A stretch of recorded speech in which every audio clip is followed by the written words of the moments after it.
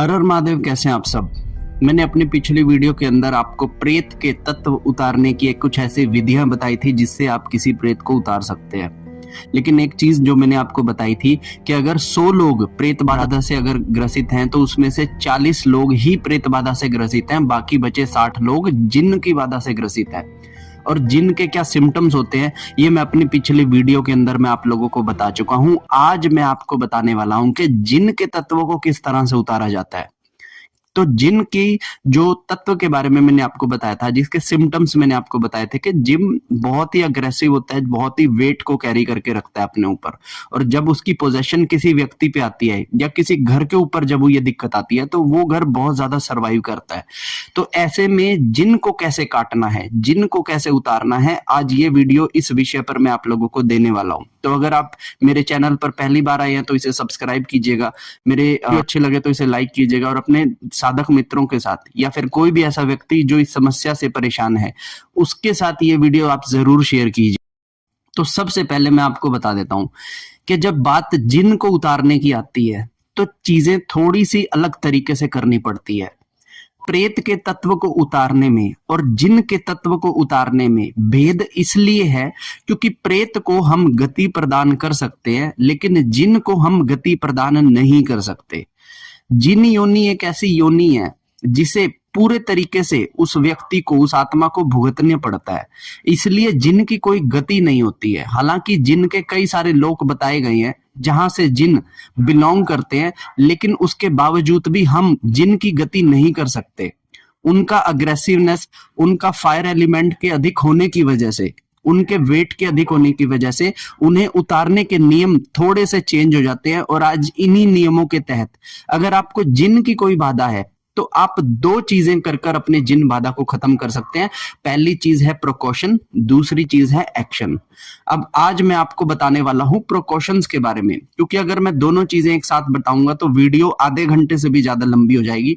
तो कुछ चीजें, अगर आपको जिन्न की बाधा आ गई है तो क्या प्रिकॉशंस आपको लेनी है उसके बारे में मैं आप लोगों को बताने जा रहा हूं। सबसे पहली चीज नंबर 1, बहुत सारे लोगों को क्या होता है कि पता नहीं होता है कि उन्हें प्रेत बाधा है या फिर जिन्न की बाधा है। लेकिन जब आपको सिम्टम्स आइडेंटिफाई हो जाए और ये पता लग जाए कि सामने वाले को जिन्न की बाधा जो है, तब कभी भी किसी दरगाह के ऊपर आप ना जाएं।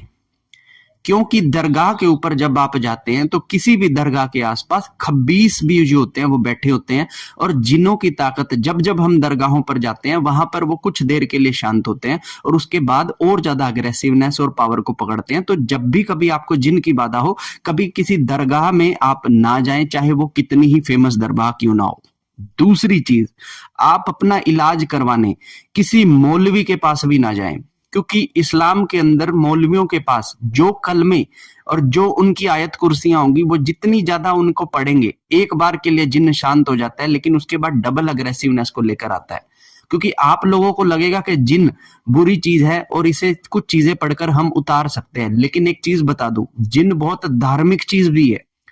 इसे जितना ज्यादा आप इस्लाम के अंदर डालेंगे ये उतने ज्यादा ही नॉर्मल हो जाएंगे, लेकिन जब जब इन्हें देवी देवताओं के नाम से छेड़ेंगे ये और ज्यादा अग्रेशन को पकड़ते हैं।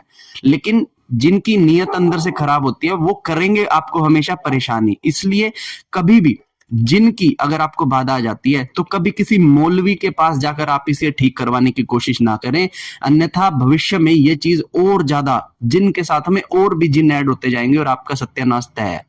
तीसरी चीज, कभी किसी ऐसी जगह पर भी ना जाए जहां पर कोई पीर पैगंबर बैठा हो। अब आप कहेंगे कि ये मैं किस तरह से कह रहा हूं। पहली चीज तो ये होती है कि जो पीरों का जो स्थान होता है, जो पीरों की जो दरगाह होती है, दरगाहों से मैंने आपको पहले ही मना कर दिया है, लेकिन अगर किसी के पीर का भी अगर कोई स्थान है जहां पर आप सोच रहे हैं कि हमारे को जाकर शांति मिलेगी, तो ऐसी जगहों पर जाने से आप परहेज करें। क्योंकि जितनी भी ये सभी दरगाहें, जितना भी ज्यादा ये सादा चीजें होंगी, यहां पर जाकर जिन्न की ताकत खत्म होने की जगह हमेशा बढ़ती है। ठीक है ना।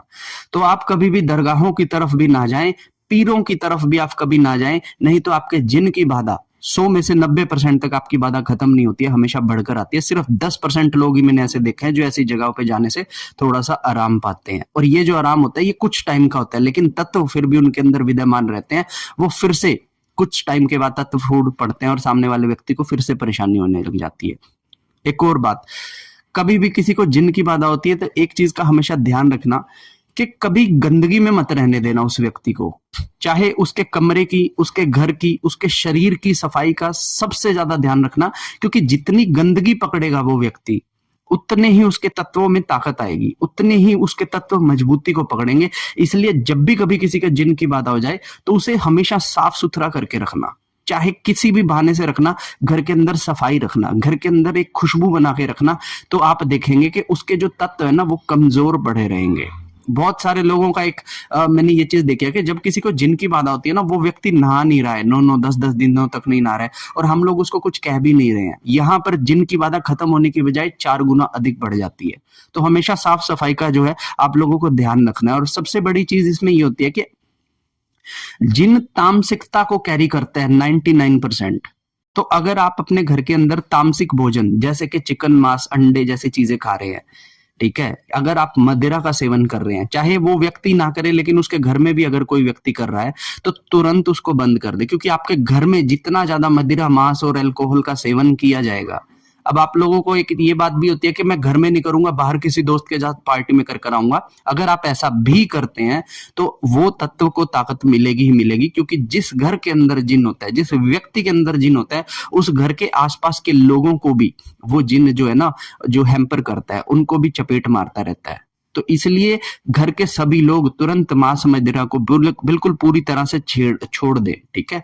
और जो इसमें एक बहुत बड़ी चीज होती है कि अगर आपके घर के अंदर जिन का आपको आइडेंटिफाई हो गया ना, तो जितने भी विवाहित लोग हैं वो अपने फिजिकल रिलेशन 9 बजे के बाद से लेकर रात के 11 बजे से पहले पहले तक ही बना ले। उसके बाद 11 बजे के बाद फिजिकल रिलेशन ना बनाए, या फिर दिन के समय में फिजिकल रिलेशन ना बनाए, क्योंकि इन चीजों का पोजेशन आपकी बॉडी के ऊपर आना शुरू हो जाता है। अगर आप ऐसा करते हैं तो उससे आपकी कामुकता 100 गुना बढ़ जाएगी और आपके सर पर बैठकर कोई और ही गलत काम करने की आपका प्रयास करता रहेगा। तो कभी भी जब आप वैवाहिक जीवन में हो तो दिन वार देखकर हमेशा फिजिकल रिलेशन बनाएं, और कोशिश कीजिए कि रात के 11 बजे के बाद आप ऐसा कुछ भी ना करें, या दिन के समय में आपकी कोई भी ऐसी हरकत है वो ना करें। इससे आपको फायदा होगा।